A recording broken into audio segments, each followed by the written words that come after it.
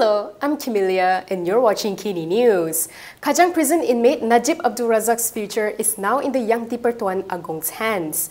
This is according to Umno's Azalina Othman. According to her, Umno has done its part and now the king must be given time to decide. Umno Information Chief Azalina Othman said the party is no longer involved in the royal pardon process for Najib Abdul Razak. She explained this is because the ball is now in the Yang di Pertuan Agong's court. The de facto law minister said the king should be given space to deliberate on the royal pardon.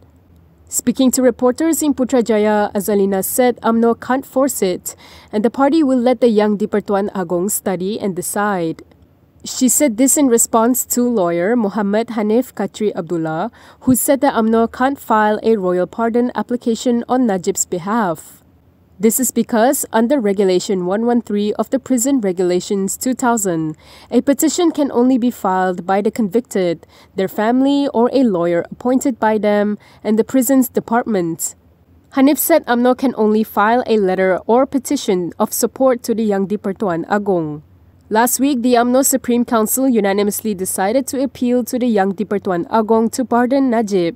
The council will also present to the monarch a memorandum signed by all 191 Umno division leaders. Bersatu Youth has leveled a serious accusation against the MACC and is now calling for the graft busters' top officials to be held responsible for alleged info leaks. Bersatu Youth has lodged a police report seeking a probe into the alleged information leak from the MACC. The report was lodged by Bersatu Youth Assistant Secretary Muhammad Faiz Rahmat at the Dangwangi police station this morning. He was accompanied by Party Youth Chief Wan Ahmad Faisal Wan Ahmad Kamal. In the report, Faiz cited two instances where the purported leaks took place. The first being a source from the MACC confirming to the media that the anti-graft agency had frozen two accounts belonging to Bersatu. The second instance cited was Law and Institutional Reform Minister Azalina Othman Said's letter to the legal team of Najib Abdul Razak. The letter said that Judge Muhammad Nazlan Muhammad Ghazali had violated the judge's code of ethics when presiding over the former Premier's SRC international case. Maka adalah jelas bahawa SPRM telah membocorkan maklumat siasatan mereka kepada Datuk Seri Azalina untuk dibocorkan secara lanjut kepada media massa dan blog untuk memberi gambaran palsu bahawa Yang Amat Datuk Berhormat Datuk Muhammad Nazlan telah membuat keputusan secara tidak adil dalam mensabitkan Najib Razak dalam perbicaraan jenayah SRC. Ini satu konspirasi untuk mencemarkan Datuk Muhammad Nazlan sebagai seorang hakim yang tidak jujur dan menghakis kredibiliti penghakimannya terhadap Najib Razak. Kesannya adalah untuk menghancurkan keyakinan orang ramai terhadap judisiari Malaysia. Touching on this in his report, Faiz said that MACC has no jurisdiction to probe alleged violations of the judge's code of ethics. Faiz urged top MACC officials to be held responsible for the alleged leaks.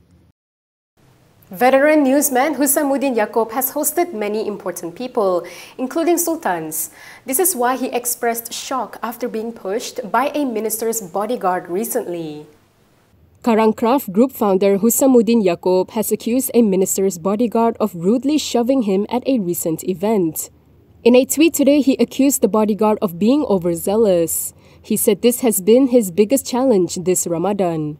According to him, he was also the main host when the minister came to an event at Karangkraf. Husamuddin also said that he has hosted many sultans, prime ministers, mentris besar and ministers at Karangkraf and he has never met a bodyguard as overzealous as this. He added that the minister themselves was very okay unlike his bodyguard. Husamuddin did not name the minister. However, it is speculated that this might be Home Minister Saifuddin Nasution Ismail, who had a town hall meeting with the public at Karangkraf on Monday. Malaysia Kini has contacted both Husamuddin and Saifuddin for comment. Malaysia's political reality now is stranger than fiction. DAP and UMNO getting along. Who would have guessed we'd live to see this day? What would have been considered fiction is now a part of reality.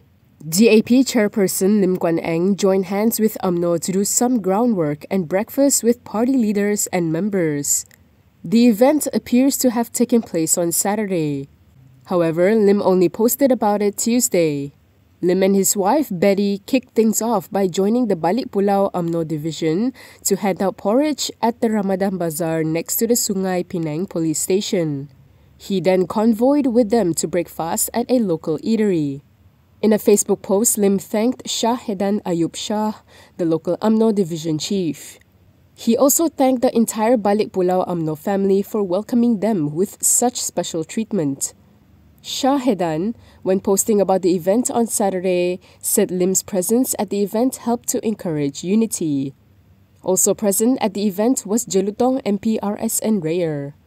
Photos shared by Lim showed what appeared to be members of Wanita Umno taking a selfie with him. DAP and Umno were once bitter enemies, with Lim and his father Kit Siang often portrayed as boogeymen out to destroy the Malays. However, both parties became partners after Pakatan Harapan and BN joined hands to form the current coalition government, led by Prime Minister Anwar Ibrahim. Azlan faced another charge today, this time over money laundering. Here's what you need to know about the former Perlis MB's latest case. Former Perlis Menteri Besar Azlan has been charged again today. This time over alleged money laundering involving 1.06 million ringgit. Before the Sessions Court in Kuala Lumpur this morning, Azlan claimed trial to 5 counts of money laundering. The offences allegedly involved 2 companies, namely Sri Kedawang Travel and Tours and Ideal Travel and Tours, and purportedly took place between 2014 and 2017. Money laundering is the offence of concealment of the origins of illegally obtained money. This is typically done by means of transfers involving foreign banks or legitimate businesses. 2 days ago, before the Sessions Court in Kangar Perlis, Azlan claimed trial to 5 counts of false claims involving over 1.1 million ringgit.